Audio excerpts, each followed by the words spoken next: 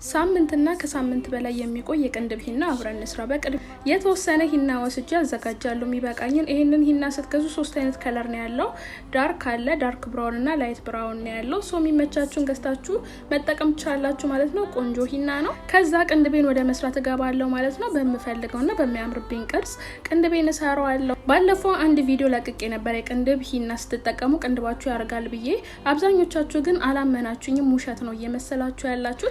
እኔ የራሴን የቅንድቤን ለውጥ ስላየሁትና ሌላ ሰውም ስለደገመልኝ እና ለእናንተም ከጠቀመ በሚል ነበር ያንን ቪዲዮ የሰራሁት። ሶ መሞከር የሚፈልግ ሰው ሞክሮ ለውጡን ይኸው ማለት ነው። ቅንድቤን ሰርቼ ፊት ለፊቱን በብረሽ አበጥሯለሁ ያለ ሉክ እንዳይኖረውና ናቹራል ሉክ እንዲሰጠኝ። ቅንድቤን በምፈልገው ቅርጽ ከሰራው በኋላ ወደ ሜሹ ገባለሁ ማለት ነው። ሜሽ ከመጠቀሚ በፊት ግን ቫዝሊን ነው የምጠቀመው።